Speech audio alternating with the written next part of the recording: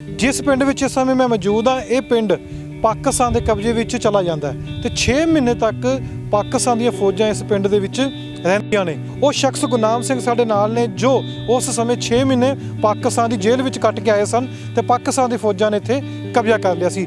जंग लगदी है तो किन्ने किलोमीटर पाकिस्तान की आर्मी आ जाती है भारत दे विच? 1.5 किलोमीटर अंदर घुस गई सी उस टाइम।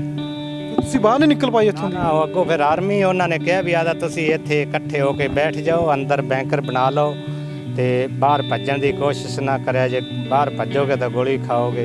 फिर कौन डरदा होया, फिर हर कोई उत्थे बह गया भी हुण निकलण दा राह नहीं हैगा।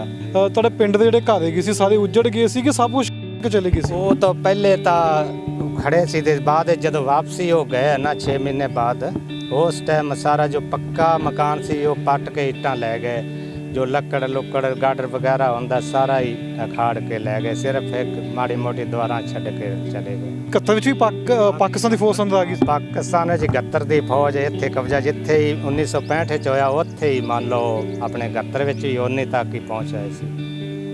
उस वेले भी कोई कैद होया सी? वो ते अपने साडे पिंड दे नहीं होए सी, अपने ममदपीरा पिंड है इत्थों 1.5 किलोमीटर उत्थों दे फड़े गए सी बंदे। ਤੁਸੀਂ ਕਿਵੇਂ ਜਾਨ ਬਚਾਈ ਜੀ ਅੰਦਰ ਆ ਗਈ ਸੀ ਤਾਂ? ਅਸੀਂ ਮੰਨ ਲਓ ਜਿਵੇਂ ਕੁਦਰਤ ਬਚਾਉਣ ਵਾਲੀ ਹੁੰਦੀ ਹੈ, ਮੰਨ ਲਓ ਅਸੀਂ ਇੱਥੋਂ ਪਾਕਿਸਤਾਨ ਦੀ ਫੌਜ ਸਾਡੇ ਤੋਂ ਅੱਗੇ ਚਲੀ ਗਈ, ਸਾਡੇ ਕੋਲੋਂ ਹੀ ਲੰਘ ਤੇ ਗਏ ਵੀ ਅਸੀਂ ਸੋਚਿਆ ਵੀ ਸ਼ਾਇਦ ਆਪਣੇ ਫੌਜੀ ਜਾ ਰਹੇ। ਜਦੋਂ ਅਗਾ ਗਏ ਤਾਂ ਉਹਨਾਂ ਨੇ ਪਹਿਲੇ ਤੋਂ ਉਹਨਾਂ ਦਾ ਖੜਾ ਸੀ ਇੱਕ ਮੰਨ ਲਓ ਕਮਾਂਡਰ ਸੀ ਜਾਂ ਕੋਈ ਪੰਜਾਬੀ ਬੋਲਦਾ, ਉਹਨੇ ਪਹਿਲੇ ਤਾਂ ਕੀਤਾ ਹੈਂਡ ਅਪ ਕਰੋ, ਹੱਥ ਖੜੇ ਕਰਾਏ ਇਸ ਤਰ੍ਹਾਂ, ਹੱਥ ਖੜੇ ਕਰਾ ਕੇ ਤੇ ਫਿਰ ਕਹਿੰਦਾ ਚੱਲ ਪੁਲ ਦੀ ਵੱਲ ਆ ਜਾਓ ਤੁਹਾਨੂੰ ਮੈਂ ਵਾਪਸ ਭੇਜ ਦੇਣਾ। ਅਸੀਂ ਮੰਨ ਲਓ 40 ਕੁ ਕਦਮ ਅਗਾ ਗਏ, ਉੱਥੇ ਇੱਕ ਮੁੰਡਾ ਸੀ ਦਾ ਹੋਮਗਾਰਡ ਦਾ, ਉੱਥੋਂ ਜੰਗੜ ਚੌਂਕੀ ਤੋਂ ਭੱਜ ਕੇ ਆਇਆ, ਉਹ ਹੱਥ ਬੰਨ੍ਹਦਾ ਇਸ ਤਰ੍ਹਾਂ ਵੀ ਮੈਨੂੰ ਨਾ ਮਾਰੋ ਮੈਂ ਹਿੰਦੂ ਫੌਜੀ ਹਾਂ। ਅਤੇ ਉਹ ਤਾਂ ਉਹਨੂੰ ਪਤਾ ਨਹੀਂ ਸੀ ਵੀ ਪਾਕਿਸਤਾਨੀ ਫੌਜ ਬੈਠੀ, ਉਹ ਸਮਝਦਾ ਸੀ ਵੀ ਆਪਣੀ ਫੌਜ ਇੰਡੀਆ ਦੀ ਬੈਠੀ ਹੈ। ਉਹਨਾਂ ਨੇ ਉਹਨੂੰ ਗੋਲੀ ਮਾਰੀ, ਇਹਨਾਂ ਦੋਨਾਂ ਹੱਥਾਂ ਦੇ ਵਿੱਚੋਂ ਪਾਰ ਹੋ ਗਈ, ਫੱਟੜ ਹੋ ਗਿਆ, ਉਹਨਾਂ ਦੇ ਕੋਲੋਂ ਦੀ ਭੱਜ ਗਿਆ, ਟਿੰਗਾ ਟੇਢਾ ਜੋ ਹੋ ਕੇ ਭੱਜਿਆ ਨਾ, ਜਦੋਂ ਉਹਨਾਂ ਮਗਰੋਂ ਬ੍ਰੈਸਟ ਮਾਰਿਆ। ਨੌਜਵਾਨ ਕਹਿੰਦੇ ਨੇ ਵੀ ਜੰਗ ਲਾ ਦਿਓ, ਜੰਗ ਲਾ ਦਿਓ, ਜੰਗ ਦਾ ਕੀ ਬਹੁਤ ਹੀ ਮਾੜੀ ਹੈ ਜੀ ਜੰਗ। ਮੰਨ ਲਓ ਅਸੀਂ ਅਜੇ ਵੀ ਕਹਿੰਦੇ ਹਾਂ ਨੌਜਵਾਨ ਮੁੰਡੇ ਜਿਹੜੇ ਨੇ ਅੱਜ ਕੱਲ੍ਹ ਜੰਗ ਹੋਣੀ ਚਾਹੀਦੀ, ਜੰਗ ਵਿੱਚ ਤਾਂ ਅਜੇ ਵੀ ਅਸੀਂ ਉਹ ਗੱਲ ਕਰਨੇ ਆ ਨਾ ਤਾਂ ਸਾਡੇ ਲੂੰ ਖੜੇ ਹੋ ਜਾਂਦੇ ਨੇ।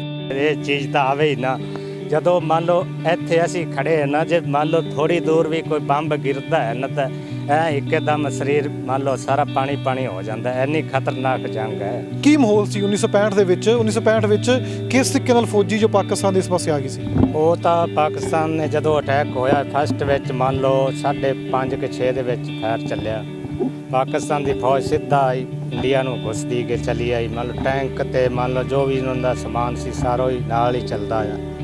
ਤੇ ਅਸੀਂ ਪਿੰਡ ਦੇ ਵਿੱਚ ਪਹਿਲੀ ਲੜਾਈ ਸੀ, ਲੋਕ ਕਹਿੰਦੇ ਸੀ ਵੀ ਮੰਨ ਲਓ ਉਹਨਾਂ ਨੇ ਹੈਗਾ ਨਹੀਂ ਹੋਣਾ ਉੱਥੋਂ ਫਾਇਰ ਕਰਨਗੇ, ਤੇ ਉਹ ਤਾਂ ਆਪਣੇ ਇੰਡੀਆ ਦੇ 1.5 ਕਿਲੋਮੀਟਰ ਅੰਦਰ ਹੀ ਆ ਗਏ।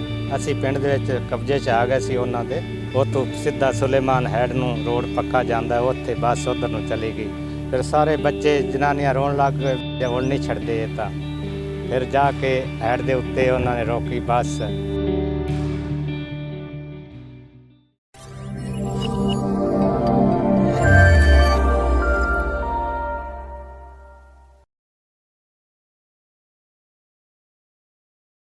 ਜੰਗਾਂ ਦੀ ਗੱਲ ਕਰੀਏ, ਅੱਜ ਵੀ ਯੂਕਰੇਨ ਤੇ ਰੂਸ ਦੀ ਜੰਗ ਲੱਗੀ ਹੋਈ ਹੈ, ਜਿੱਥੇ ਨਿਹੱਥੇ ਲੋਕ ਮਾਰੇ ਗਏ ਨੇ ਤੇ ਹੁਣ ਤੱਕ ਵੀ ਮਾਰੇ ਜਾ ਰਹੇ ਨੇ। ਅੱਜ ਗੱਲ ਕਰਾਂਗੇ ਸਨ 1965 ਤੇ 71 ਦੀ ਜੰਗ, ਜਦੋਂ ਪਾਕਿਸਤਾਨ ਦੇ ਨਾਲ ਜੰਗ ਹੁੰਦੀ ਹੈ, ਉਸ ਸਮੇਂ ਬਾਰਡਰ ਦੇ ਲੋਕਾਂ ਦੇ ਹਾਲਾਤ ਕੀ ਹੁੰਦੇ ਨੇ। ਜਿਸ ਪਿੰਡ ਵਿੱਚ ਇਸ ਸਮੇਂ ਮੈਂ ਮੌਜੂਦ ਹਾਂ, ਇਹ ਪਿੰਡ ਪਾਕਿਸਤਾਨ ਦੇ ਕਬਜ਼ੇ ਵਿੱਚ ਚਲਾ ਜਾਂਦਾ ਹੈ ਤੇ 6 ਮਹੀਨੇ ਤੱਕ ਪਾਕਿਸਤਾਨ ਦੀਆਂ ਫੌਜਾਂ ਇਸ ਪਿੰਡ ਦੇ ਵਿੱਚ ਰਹਿੰਦੀਆਂ ਨੇ ਤੇ ਇਸੇ ਪਿੰਡ ਦੇ ਲੋਕਾਂ ਨੂੰ यानी कि 70 लोगों को बंदी बनाया जाता है, तो बंदी बना के पाकिस्तान की फोर्स अपने कोल रखती है 6 महीने तक। उस बाद एक समझौता आंदा, समझौते तो बाद लोग छड्डे जाते हैं। 6 महीने तक पाकिस्तान दीयां जेलों में बंद होंदे ने। उन्हां जेलों विचों बंद एक शख्स साडे नाल मौजूद ने, गुरनाम सिंह, जो कि 6 महीने की कैद कट के पाकिस्तान तो फिर पंजाब इस पासे वापस आउंदे ने। पिंड इन्हां दा यही है, जन्म स्थान भी यही है, लगभग 65 साल उम्र हो गई इन्हां दी। तो 1965 की गल करांगे, जदों पाकिस्तान दी फौजां इस पिंड विच आ गईयां सन ते माहौल किहो जिहा सी, क्योंकि नौजवान बड़ी तलखी नाल कह दिंदे ने कि जंग होनी चाहिए है, पर जिन्हां ने जंग अपने अखां नाल देखी है जंग, जिन्हां ने उन्हां नूं ਪੁੱਛਾਂਗੇ ਕਿ ਵਾਕਈ ਹੀ ਜੋ ਨੌਜਵਾਨ ਗਰਮੀ-ਜੋਸ਼ੀ ਵਿੱਚ ਕਹਿ ਦਿੰਦੇ ਨੇ ਵੀ ਠੀਕ ਹੈ ਜੰਗ ਲਾ ਦਿਓ, ਪਰ ਨੁਕਸਾਨ ਸਭ ਤੋਂ ਵੱਡਾ ਇਨਸਾਨੀਅਤ ਦਾ ਹੁੰਦਾ ਹੈ। ਉਹ ਸ਼ਖਸ ਗੁਰਨਾਮ ਸਿੰਘ ਸਾਡੇ ਨਾਲ ਨੇ ਜੋ ਉਸ ਸਮੇਂ 6 ਮਹੀਨੇ ਪਾਕਿਸਤਾਨ ਦੀ ਜੇਲ੍ਹ ਵਿੱਚ ਕੱਟ ਕੇ ਆਏ ਸਨ ਤੇ ਪਾਕਿਸਤਾਨ ਦੀ ਫੌਜਾਂ ਨੇ ਇੱਥੇ ਕਬਜ਼ਾ ਕਰ ਲਿਆ ਸੀ। ਕੀ ਮਾਹੌਲ ਸੀ 1965 ਦੇ ਵਿੱਚ? 1965 ਵਿੱਚ ਕਿਸ ਤਰੀਕੇ ਨਾਲ ਫੌਜੀ ਜੋ ਪਾਕਿਸਤਾਨ ਦੇ ਇਸ ਪਾਸੇ ਆ ਗਈ ਸੀ? ਉਹ ਤਾਂ ਪਾਕਿਸਤਾਨ ਨੇ ਜਦੋਂ ਅਟੈਕ ਹੋਇਆ ਫਸਟ ਵਿੱਚ ਮੰਨ ਲਓ 5:30 ਕਿ 6 ਦੇ ਵਿੱਚ ਫਾਇਰ ਚੱਲਿਆ। ਪਾਕਿਸਤਾਨ ਦੀ ਫੌਜ ਸਿੱਧਾ ਹੀ ਇੰਡੀਆ ਨੂੰ ਘੁਸਦੀ ਗਈ ਚਲੀ ਆਈ। ਮੰਨ ਲਓ ਟੈਂਕ ਤੇ ਮੰਨ ਲਓ ਜੋ ਵੀ ਉਹਨਾਂ ਦਾ ਸਮਾਨ ਸੀ ਸਾਰਾ ਹੀ ਨਾਲ ਹੀ ਚੱਲਦਾ ਆ। ਤੇ ਅਸੀਂ ਪਿੰਡ ਦੇ ਵਿੱਚ ਪਹਿਲੀ ਲੜਾਈ ਸੀ, ਲੋਕ ਕਹਿੰਦੇ ਸੀ ਵੀ ਮੰਨ ਲਓ ਉਹਨਾਂ ਨੇ ਅਗਾ ਨਹੀਂ ਆਉਣਾ ਉੱਥੋਂ ਫਾਇਰ ਕਰਨਗੇ, ਤੇ ਉਹ ਤਾਂ ਆਪਣੇ ਇੰਡੀਆ ਦੇ 1.5 ਕਿਲੋਮੀਟਰ ਅੰਦਰ ਹੀ ਆ ਗਏ। ਅਸੀਂ ਪਿੰਡ ਦੇ ਵਿੱਚ ਕਬਜ਼ੇ 'ਚ ਆ ਗਏ ਸੀ ਉਹਨਾਂ ਦੇ। ਉਦੋਂ ਫਸਟ ਲੜਾਈ ਸੀ, ਮੰਨ ਲਓ ਇੰਨਾ ਕੋਈ ਜ਼ੁਲਮ ਨਹੀਂ ਉਹਨਾਂ ਨੇ ਕੀਤਾ, ਐਵੇਂ ਕਹੀਏ ਵੀ ਮੰਨ ਲਓ ਕੋਈ ਕੰਮ ਨਹੀਂ ਕਰਨੀ, ਰੋਟੀ ਟੁੱਕਰ ਸਭ ਕੁਝ ਮਿਲਦਾ ਰਿਹਾ। 25 ਦਿਨ ਅਸੀਂ ਪਿੰਡ ਜੰਗੜ ਦੇ ਵਿੱਚ ਹੀ ਬੈਂਕਰ ਬਣਾ ਕੇ ਰਹਿ ਗਏ, ਉੱਥੇ ਹੀ ਵਿੱਚੇ ਰੋਟੀ ਟੁੱਕਰ ਜੋ ਵੀ ਆ ਸਾਰਾ ਪਾਣੀ ਦਾਣੀ ਮਿਲਦਾ ਰਿਹਾ। ਉਸ ਤੋਂ ਬਾਅਦ ਫਿਰ ਉਹਨਾਂ ਦਾ ਇੱਕ ਜਰਨਲ ਆਇਆ ਸੀਗਾ, ਉਹ ਫਸਟ 'ਚ ਤਾਂ ਕਹਿੰਦਾ ਇਹਨਾਂ ਨੂੰ ਕਾਹਦੀ ਰੋਟੀ ਖਾਣੀ, ਗੋਲੀ ਮਾਰ ਦੇਣੀ ਸੀ। ਉਹ ਫਿਰ ਦੂਜਾ ਕਮਾਂਡਰ ਕਹਿੰਦਾ ਸਿਵਲ ਹੈ ਕੀ ਗੋਲੀ ਮਾਰਨੀ ਇਹਨਾਂ ਨੂੰ। ਫਿਰ ਉਸ ਤੋਂ ਬਾਅਦ ਪੂਰੀ ਲਿਖ ਪੜ੍ਹ ਕਰਕੇ ਨਾਂ ਬਕਾਇਦਾ ਜੋ ਵੀ ਹੈਗਾ ਸਾਰਾ ਕੁਝ ਬੱਸ ਦੇ ਉੱਤੇ ਸਾਨੂੰ ਲੈ ਕੇ ਕਹਿੰਦੇ ਸਾਦਕੀ ਬਾਰਡਰ ਤੋਂ ਤੁਹਾਨੂੰ ਇੰਡੀਆ ਨੂੰ ਵਾਪਸ ਭੇਜਾਂਗੇ। ਜਦੋਂ ਸਾਦਕੀ ਬਾਰਡਰ ਤੇ ਗਏ ਉੱਥੋਂ ਸਿੱਧਾ ਸੁਲੇਮਾਨ ਹੈਡ ਨੂੰ ਰੋਡ ਪੱਕਾ ਜਾਂਦਾ, ਉੱਥੇ ਬੱਸ ਉੱਧਰ ਨੂੰ ਚਲੀ ਗਈ। ਫਿਰ ਸਾਰੇ ਬੱਚੇ ਜਨਾਨੀਆਂ ਰੋਣ ਲੱਗ ਗਏ, ਹੁਣ ਨਹੀਂ ਛੱਡਦੇ ਇਹ ਤਾਂ। ਫਿਰ ਜਾ ਕੇ ਹੈਡ ਦੇ ਉੱਤੇ ਉਹਨਾਂ ਨੇ ਰੋਕੀ ਬੱਸ, ਉੱਥੇ ਪਾਣੀ ਪੂਣੀ ਪਿਲਾਇਆ। ਉਸ ਤੋਂ ਬਾਅਦ ਹੜੱਪਾ ਪਿੰਡ ਹੈ ਮੰਨ ਲਓ ਇੱਕ ਸ਼ਹਿਰ ਉਹਨਾਂ ਦਾ ਪਾਕਿਸਤਾਨ ਦਾ, ਉੱਥੇ ਲੈ ਕੇ ਚਲੇ ਗਏ। ਉੱਥੇ ਆਪਣੇ ਬਾਬੇ ਗੁਰੂ ਨਾਨਕ ਦਾ ਇੱਕ ਗੁਰਦੁਆਰਾ ਬਹੁਤ ਵੱਡਾ ਮੰਨ ਲਓ ਸਰੋਵਰ ਵੀ ਹੈ ਅੰਦਰ, ਸਾਰਾ ਕੁਝ ਉੱਥੇ ਹੀ। ਉੱਥੇ ਰੱਖਿਆ ਸਾਨੂੰ 10 ਕੁ ਦਿਨ ਉੱਥੇ ਰਹੇ। ਉਸ ਤੋਂ ਬਾਅਦ ਫਿਰ ਲਿਖ ਪੜ੍ਹ ਕਰਕੇ ਜਿਹੜੇ ਬੱਚੇ ਸੀ ਦੇ ਤੇ ਜਨਾਨੀਆਂ 10 ਸਾਲ ਦੇ ਬੱਚੇ, ਉਹ ਕਰਾਚੀ ਇੱਕ ਮਿਨਿਸਟਰ ਸੀ ਪਾਕਿਸਤਾਨ ਦਾ ਅਸੈਂਬਲੀ ਵਿੱਚ, ਮਾਧੋ ਰਾਮ ਬਾਣੀਆ ਦਾ ਨਾਂ ਸੀਗਾ। ਉਹ ਜੋ ਵੀ ਖਰਚਾ ਸੀ ਨਾ ਮੰਨ ਲਓ ਰੋਟੀ ਟੁੱਕਰ ਜੋ ਵੀ ਸਾਰਾ ਕੁਝ ਆਦੇ ਖਰਚੇ ਤੇ ਇੱਕ ਕਰਾਚੀ ਲੈ ਕੇ ਚਲਾ ਗਿਆ। ਅੱਛਾ, ਮੈਂ ਇੱਕ ਸਵਾਲ ਹੈ ਕਿ ਜੰਗ ਲੱਗਦੀ ਹੈ ਤੇ ਕਿੰਨੇ ਕਿਲੋਮੀਟਰ ਪਾਕਿਸਤਾਨ ਦੀ ਆਰਮੀ ਆ ਜਾਂਦੀ ਹੈ ਭਾਰਤ ਦੇ ਵਿੱਚ? 1.5 ਕਿਲੋਮੀਟਰ ਅੰਦਰ ਘੁਸ ਗਈ ਸੀ ਉਸ ਟਾਈਮ। ਫਿਰ ਤੁਸੀਂ ਬਾਹਰ ਨਹੀਂ ਨਿਕਲ ਪਾਏ ਇੱਥੋਂ ਦੀ? ਨਾ ਉਹ ਅੱਗੋਂ ਫਿਰ ਆਰਮੀ ਉਹਨਾਂ ਨੇ ਕਿਹਾ ਵੀ ਆਦਾ ਤੁਸੀਂ ਇੱਥੇ ਇਕੱਠੇ ਹੋ ਕੇ ਬੈਠ ਜਾਓ, ਅੰਦਰ ਬੈਂਕਰ ਬਣਾ ਲਓ ਤੇ ਬਾਹਰ ਭੱਜਣ ਦੀ ਕੋਸ਼ਿਸ਼ ਨਾ ਕਰਿਆ, ਜੇ ਬਾਹਰ ਭੱਜੋਗੇ ਤਾਂ ਗੋਲੀ ਖਾਓਗੇ। ਫਿਰ ਕੌਣ ਡਰਦਾ ਹੋਇਆ, ਫਿਰ ਹਰ ਕੋਈ ਉੱਥੇ ਹੀ ਬਹਿ ਗਿਆ ਵੀ ਹੁਣ ਨਿਕਲਣ ਦਾ ਰਾਹ ਨਹੀਂ ਹੈਗਾ। ਅੱਛਾ, ਹੁਣ ਜਿਵੇਂ ਤੁਸੀਂ ਕਹਿੰਦੇ ਵੀ ਇੱਥੇ 70 ਵਿਅਕਤੀ ਸੀ ਪੂਰੇ ਪਿੰਡ ਦੇ ਉਸ ਸਮੇਂ? ਉਸ ਦਿਨ ਪੂਰਾ ਪਿੰਡ ਮੰਨ ਲਓ 65 ਵਿੱਚ ਤਾਂ ਇਹ ਆਪਣੇ ਪਾਕਿਸਤਾਨ ਜਿਹੜੀ ਹੁਣ ਬਾਰਡਰ ਜ਼ੀਰੋ ਲਾਈਨ ਹੈਗੀ ਹੈ, ਸਾਰੀ ਖੇਤੀ ਜੰਗੜ ਪਿੰਡ ਦੀ ਅੱਗੇ ਹੈਗੀ ਸੀ। ਇਹਨਾਂ ਨੇ ਆਪਣਿਆਂ ਨੇ ਜੋ 1960 ਦੇ ਵਿੱਚ ਅਸੈਨੀ ਵਾਲਾ ਭਗਤ ਸਿੰਘ ਦੀ ਸਮਾਧ ਹੈ, ਉਹਦਾ ਪਾਕਿਸਤਾਨ ਵਿੱਚ ਹੈਗੀ ਸੀ। ਉਹਦੇ ਤਬਾਦਲੇ ਦੇ ਵਿੱਚ ਨਾ ਮੰਨ ਲਓ ਇੱਧਰੋਂ ਇਲਾਕਾ ਦੇ ਦਿੱਤਾ ਤੇ ਉਹ ਲੈ ਲਿਆ। ਉਸ ਤੋਂ ਬਾਅਦ ਇਹਨਾਂ ਨੇ ਫਿਰ ਉਹ ਬਿਲਕੁਲ ਸਿਰਫ 100 ਫੁੱਟ ਤੇ ਹੀ ਆ ਗਿਆ ਜ਼ੀਰੋ ਬੁਰਜੀ ਤੇ ਪਾਕਿਸਤਾਨ ਦੀ ਸਰਹੱਦ ਨਾਲ, ਤੇ ਇਲਾਕਾ ਤਾਂ ਘਣਾ ਚਲਾ ਗਿਆ। ਕਈਆਂ ਲੋਕਾਂ ਨੂੰ ਜ਼ਮੀਨਾਂ ਪਾਸੇ ਦੇ ਦਿੱਤੀਆਂ, ਮੰਨ ਲਓ ਜਿਵੇਂ ਗੱਟੀ ਨੰਬਰ ਹੈ ਦਰਿਆ ਇਲਾਕੇ ਵਿੱਚ ਸਰਕਾਰੀ ਜ਼ਮੀਨਾਂ 5-5 ਕਿੱਲੇ ਅਲਾਟ ਕਰਤੀਆਂ। ਕਈ ਲੋਕ ਉਧਰ ਚਲੇ ਗਏ ਕਿ ਕੋਈ ਇੱਥੇ ਰਹਿ ਗਏ, ਬਸ ਇਸ ਤਰ੍ਹਾਂ ਹੀ ਚੱਲਦਾ। ਅੱਛਾ, ਇਹ ਜਦੋਂ ਇਹ ਪਾਕਿਸਤਾਨ ਦੇ ਫੌਜੀ ਇਸ ਪਾਸੇ ਆਏ, ਤੁਹਾਡੇ ਪਿੰਡ ਦੇ ਜਿਹੜੇ ਘਰ ਹੈਗੇ ਸੀ ਸਾਰੇ ਉੱਜੜ ਗਏ ਸੀ ਕਿ ਸਭ ਕੁਝ ਚਲੇ ਗਏ ਸੀ? ਉਹ ਤਾਂ ਪਹਿਲੇ ਤਾਂ ਖੜੇ ਸੀ ਤੇ ਬਾਅਦ ਜਦੋਂ ਵਾਪਸੀ ਹੋ ਗਏ ਨਾ 6 ਮਹੀਨੇ ਬਾਅਦ, ਉਸ ਟਾਈਮ ਸਾਰਾ ਜੋ ਪੱਕਾ ਮਕਾਨ ਸੀ ਉਹ ਪੱਟ ਕੇ ਇੱਟਾਂ ਲੈ ਗਏ। ਜੋ ਲੱਕੜ ਲੁੱਕੜ ਗਾਡਰ ਵਗੈਰਾ ਹੁੰਦਾ ਸਾਰਾ ਹੀ ਅਖਾੜ ਕੇ ਲੈ ਗਏ, ਸਿਰਫ ਇੱਕ ਮਾੜੀ ਮੋਟੀ ਦੁਆਰਾਂ ਛੱਡ ਕੇ ਚਲੇ ਗਏ। ਤੇ ਤੁਸੀਂ ਜਦੋਂ ਪਾਕਿਸਤਾਨ ਹੈਗੇ ਸੀ 6 ਮਹੀਨੇ ਉੱਥੇ ਰਹੇ ਸੀ? ਹਾਂਜੀ ਹਾਂਜੀ, 6 ਮਹੀਨੇ ਉੱਧਰ ਰਹੇ ਪਾਕਿਸਤਾਨ। ਵਾਪਸ ਫਿਰ ਕਿਵੇਂ ਆਏ ਭਾਰਤ ਵਿੱਚ? ਵਾਪਸ ਸਵੇਰੇ ਭਾਰਤ ਸਰਕਾਰ ਦਾ ਜਿਵੇਂ ਵੀ ਕੋਈ ਸਮਝੌਤਾ ਹੋਇਆ ਸੀ, ਕਰਾਚੀ ਤੋਂ ਸਮੁੰਦਰੀ ਰਾਸਤੇ ਬੰਬੇ ਆਏ। ਉਸ ਪਾਸੋਂ ਦੀ ਬੰਬੇ ਵਾਲੇ ਪਾਸੋਂ ਇੱਥੇ? ਹਾਂਜੀ ਹਾਂਜੀ। ਤੇ ਫਿਰ ਤੁਹਾਨੂੰ ਇਹੀ ਪਿੰਡ ਅਲਾਟ ਕੀਤਾ ਗਿਆ? ਸਾਨੂੰ ਉੱਥੋਂ ਸਪੈਸ਼ਲ ਟ੍ਰੇਨ ਤੇ ਹਬੋਰ ਆਪਣੇ ਪੰਜਾਬ ਵਿੱਚ ਲਿਆਂਦਾ ਗਿਆ। ਫਿਰ ਉੱਥੇ ਕੈਂਪਾਂ ਦੇ ਵਿੱਚ ਛੱਡਤਾ। ਫਿਰ ਇਹਨਾਂ ਨੇ ਕੁਝ ਸਰਕਾਰ ਨੇ ਕੱਪੜਾ ਵਗੈਰਾ ਰਾਸ਼ਨ ਰੂਸ਼ਨ ਦਿੱਤੇ, ਤੇ ਫਿਰ ਉਸ ਤੋਂ ਬਾਅਦ ਜਦੋਂ ਇਹ ਆਪਣਾ ਇਲਾਕਾ ਖਾਲੀ ਹੋ ਗਿਆ ਫਿਰ ਉਹਨਾਂ ਨੇ ਕਿਹਾ ਵੀ ਆਪਾਂ ਆਪਦੇ ਘਰੇ ਜਾਓ ਤੇ ਆਦਾ ਕੰਮ ਕਾਜ ਕਰੋ। 71 ਵਿੱਚ ਕੀ ਹੋਇਆ ਸੀ? 71 ਵਿੱਚ ਵੀ ਪਾਕਿਸਤਾਨ ਦੀ ਫੌਜ ਅੰਦਰ ਆ ਗਈ ਸੀ? ਪਾਕਿਸਤਾਨ ਵਿੱਚ 71 ਦੀ ਫੌਜ ਇੱਥੇ ਕਬਜ਼ਾ ਜਿੱਥੇ ਹੀ 1965 ਚ ਹੋਇਆ ਉੱਥੇ ਹੀ ਮੰਨ ਲਓ ਆਪਣੇ 71 ਵਿੱਚ ਵੀ ਉਨੇ ਤੱਕ ਹੀ ਪਹੁੰਚ ਆਏ ਸੀ। ਤੇ ਉਸ ਵੇਲੇ ਵੀ ਕੋਈ ਕੈਦ ਹੋਇਆ ਸੀ? ਉਹ ਤੇ ਆਪਣੇ ਸਾਡੇ ਪਿੰਡ ਦੇ ਨਹੀਂ ਹੋਏ ਸੀ ਜੀ, ਆਪਣੇ ਮਮੰਦਪੀਰਾ ਪਿੰਡ ਹੈ ਇੱਥੋਂ ਕਿਲੋ 1.5 ਕਿਲੋਮੀਟਰ, ਉੱਥੋਂ ਦੇ ਫੜੇ ਗਏ ਸੀ ਬੰਦੇ। ਵੀ ਤੁਸੀਂ ਕਿਵੇਂ ਜਾਨ ਬਚਾਈ ਜੀ, ਅੰਦਰ ਆ ਗਈ ਸੀ ਤਾਂ? ਅਸੀਂ ਮੰਨ ਲਓ ਜਿਵੇਂ ਕੁਦਰਤ ਬਚਾਉਣ ਵਾਲੀ ਹੁੰਦੀ ਹੈ, ਮੰਨ ਲਓ ਅਸੀਂ ਇੱਥੋਂ ਪਾਕਿਸਤਾਨ ਦੀ ਫੌਜ ਸਾਡੇ ਤੋਂ ਅੱਗੇ ਚਲੀ ਗਈ, ਸਾਡੇ ਕੋਲੋਂ ਹੀ ਲੰਘ ਤੇ ਗਏ ਵੀ ਅਸੀਂ ਸੋਚਿਆ ਵੀ ਸ਼ਾਇਦ ਆਪਣੇ ਫੌਜੀ ਜਾ ਰਹੇ।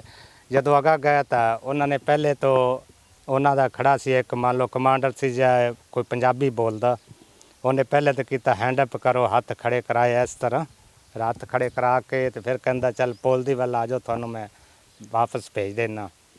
ਅਸੀਂ ਪੁਲ ਦੇ ਨਾਲ ਜਾਂਦੇ ਜਾਂਦੇ ਇੱਕ ਖਾਲਾ ਸੀ, ਉਹਦੇ ਵਿੱਚ ਨਿੱਬ ਕੇ ਭੱਜੇ ਗਏ। ਪੁਲ ਜਦੋਂ ਚੜ੍ਹੇ ਕਈ ਆਪਣੇ ਫੌਜੀ ਉੱਥੇ ਮਰੇ ਵੀ ਪਏ ਸੀ ਤੇ ਲਾਸ਼ਾਂ ਪਈਆਂ, ਤੇ ਅਜੇ ਵੀ ਬੈਂਕਰ ਖੜਾ ਹੈ ਉੱਥੇ। ਪਾਕਿਸਤਾਨੀ ਫੌਜੀ 2 ਖੜੇ ਸੀ ਦੇ, ਉਹ ਸਾਡੇ ਨਾਲ ਇੱਥੋਂ ਜੰਗੜ ਤੋਂ ਫੌਜੀ ਭੱਜ ਕੇ ਆਏ ਪਾਕਿਸਤਾਨ ਦੇ ਘੇਰੇ ਦੇ ਵਿੱਚੋਂ, ਕਿਵੇਂ ਵੀ ਬਚ ਕੇ ਨਿਕਲੇ।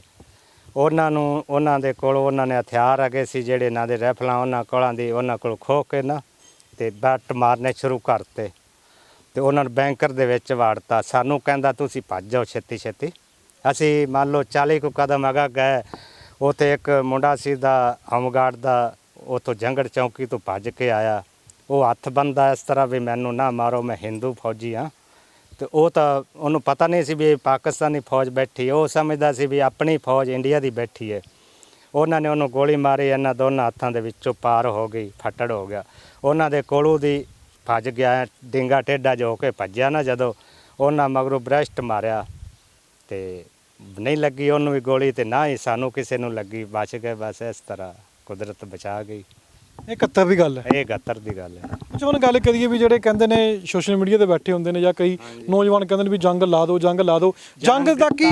ਬਹੁਤ ਹੀ ਮਾੜੀ ਹੈ ਜੀ ਜੰਗ। ਮੰਨ ਲਓ ਅਸੀਂ ਅਜੇ ਵੀ ਕਹਿੰਦੇ ਆ ਨੌਜਵਾਨ ਮੁੰਡੇ ਜਿਹੜੇ ਨੇ ਅੱਜ ਕੱਲ੍ਹ ਜੰਗ ਹੋਣੀ ਚਾਹੀਦੀ, ਜੰਗ ਵਿੱਚ ਤਾਂ ਅਜੇ ਵੀ ਅਸੀਂ ਉਹ ਗੱਲ ਕਰਨੇ ਆ ਨਾ ਤਾਂ ਸਾਡੇ ਲੂੰ ਖੜੇ ਹੋ ਜਾਂਦੇ ਨੇ। ਇਹ ਚੀਜ਼ ਤਾਂ ਆਵੇ ਹੀ ਨਾ।